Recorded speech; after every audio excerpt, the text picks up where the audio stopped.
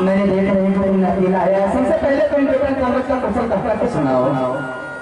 कागज का समाचार बहुत अच्छा है माँ। कोई तरह का दिक्कत नहीं, किसी तरह की दिक्कत या कोई तकलीफ नहीं।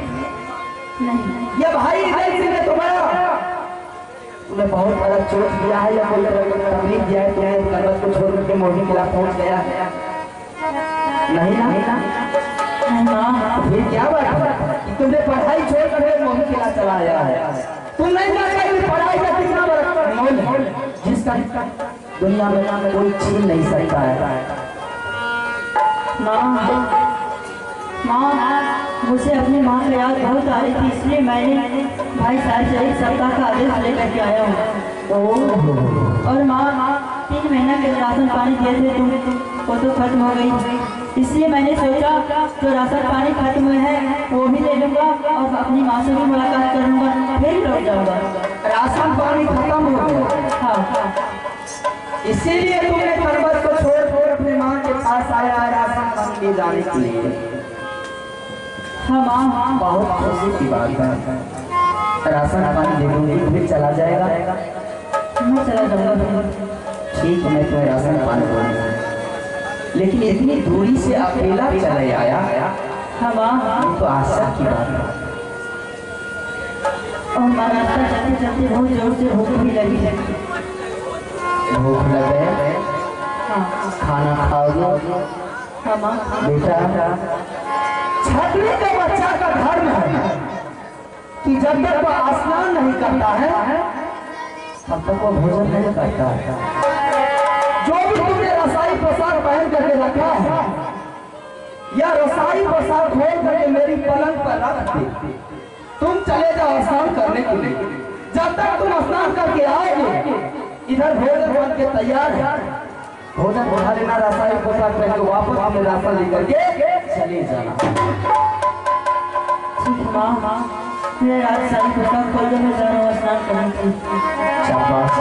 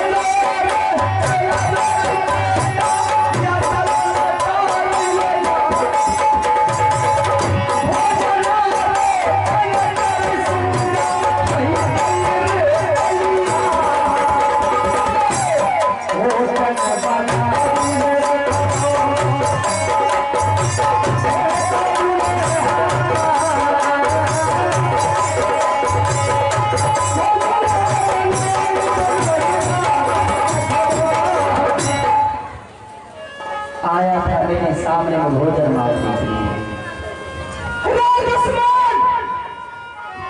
मैंने तुम्हें वो भोजन तुम्हें खिलाऊंगी कि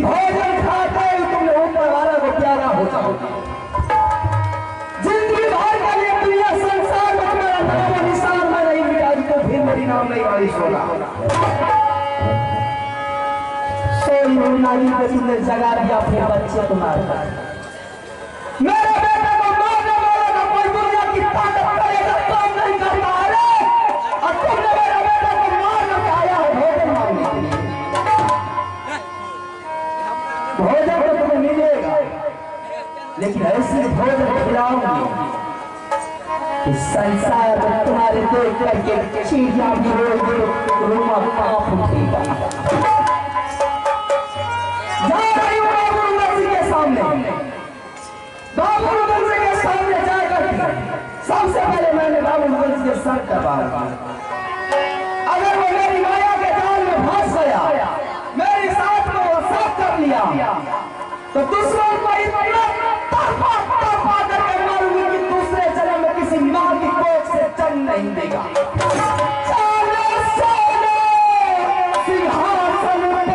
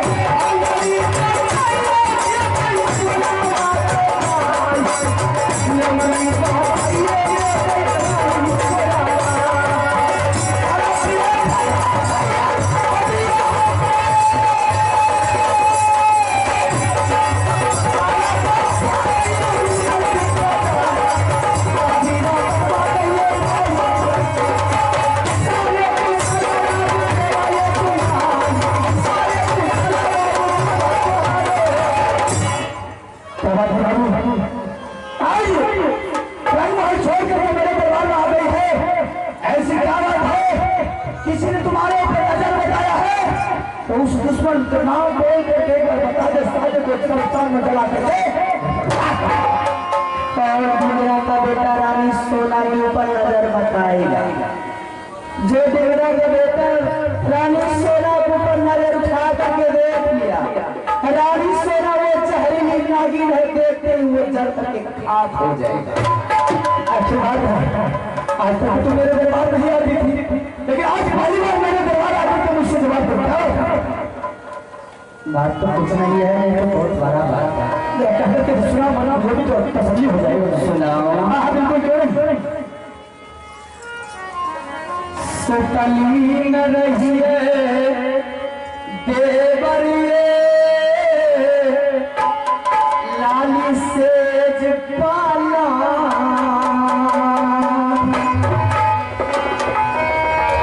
सपना देखा लिए बाबूए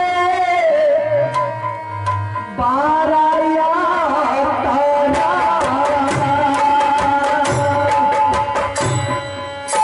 की आए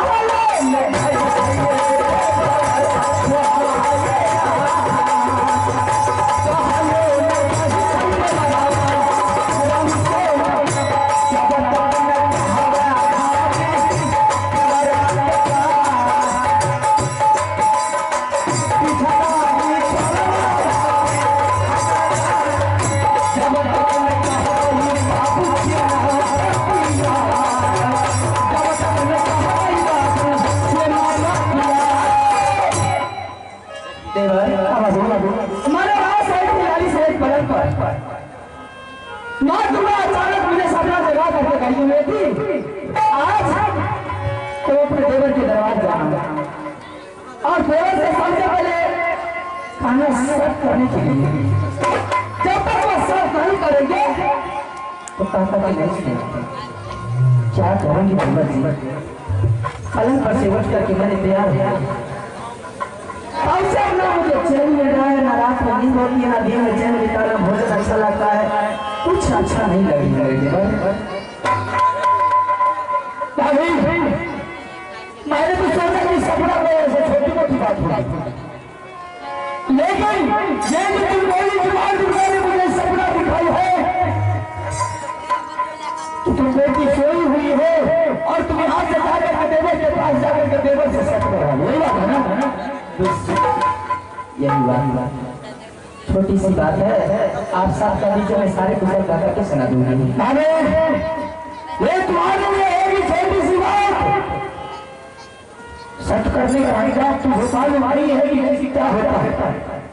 और सच तो अच्छी तरह जानती है कि सच के लिए अच्छे अच्छे आदमी भी गए, राजा हरिश्चंद्र सच के भी गए, सारा परिवार बर्बाद हो गया। ये सच के कारण राजा दशरथ क्या सिखाना नहीं कर दिया। तुम अच्छी तरह जानती है, इसलिए सच के मुताबिक छोड़ दे और कुछ मामला को दिल खोल के बाद रुद्र चित्र में देने के लिए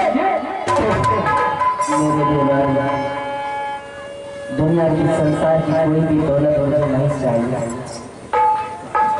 जब मैंने कहा चुकी मुझे सर करते बाद छोटी सी सर करने आपको क्या लगती है? कितना होली हो गए, कितना प्राप्त त्योहार गुजर गए, लेकिन आज तक मैंने आपसे मजाक नहीं किया। और आज कह रहे कि मजाक करती हूँ, ऐसा नहीं, मैं मजाक आपसे नहीं करती हूँ, हकीकत बात बोल रही हूँ कि आप मेरे साथ में सब कर लीजिए, मैं सारी समस्या में बता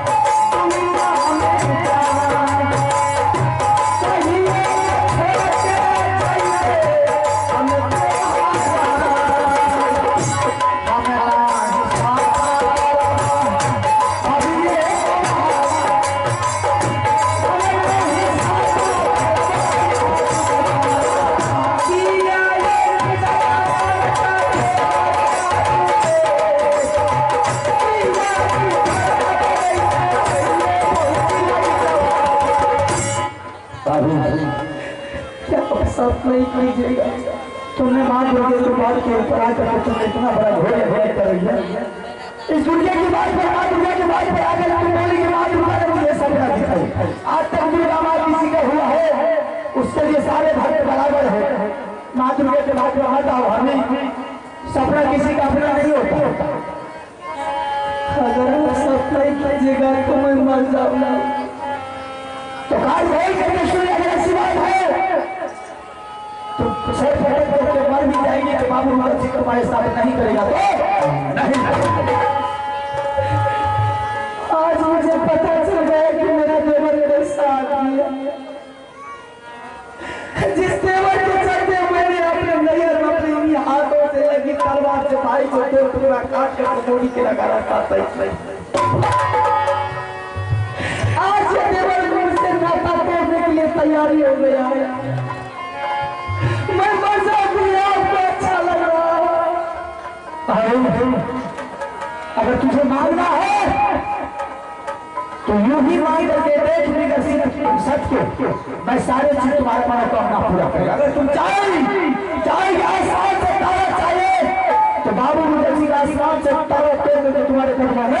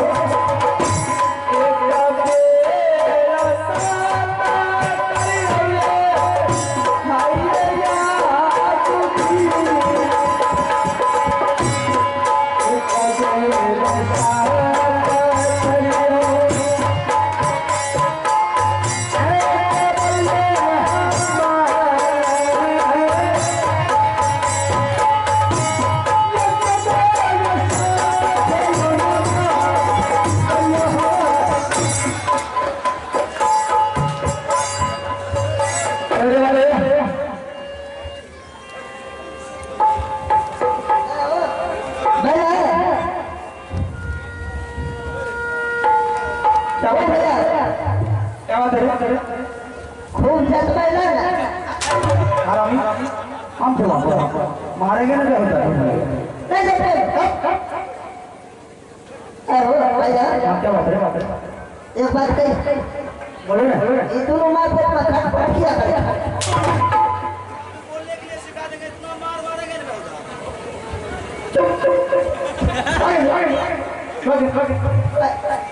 चल क्या अरे वाह अच्छा उसके बारे में मैं समझा रहा हूँ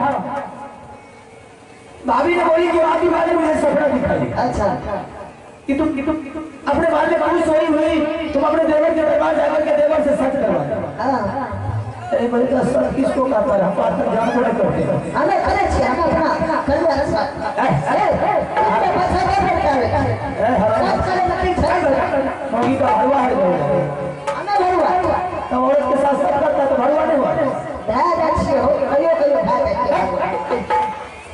तुम कहियो भाग ऐसा हिजरा में समझ लेता है मारते मुझे बोला से हो जाता चेहरा खराब कर सब कर है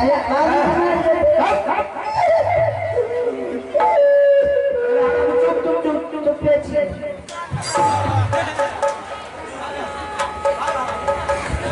मंत्री जी गर्मी उतारने का आगे बात कर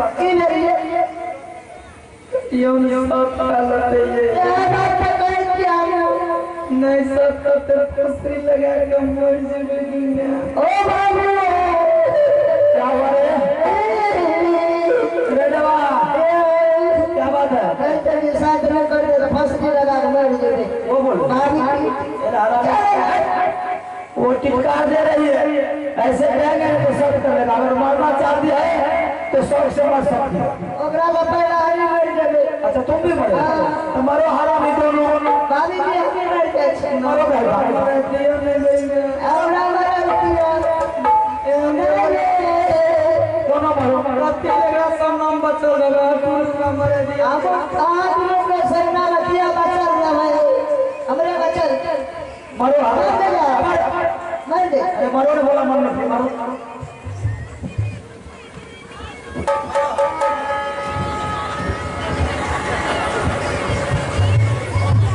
फांसी लग गई तो देखिए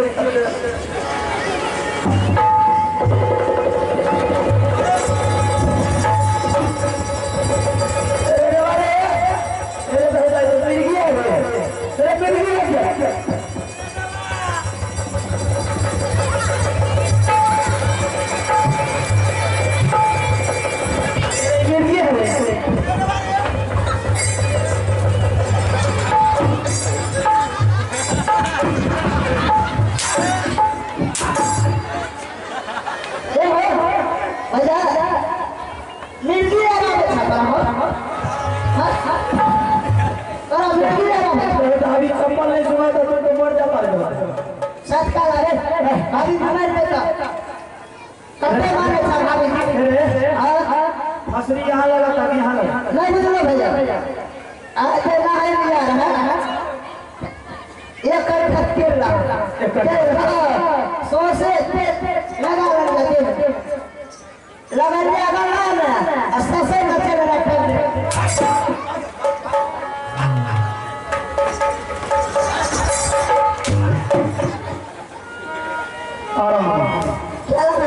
अरे नहीं करेंगे बोलेंगे सब नहीं करेंगे बोला ना नहीं करेंगे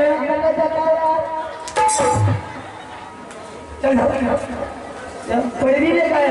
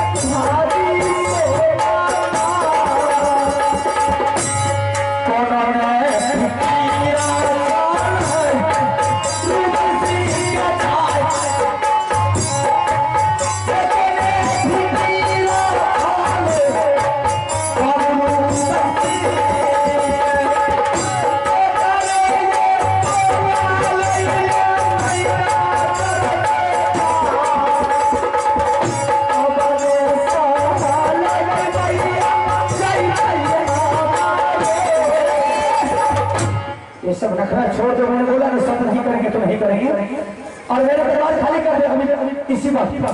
चल आगे नहीं जाते आप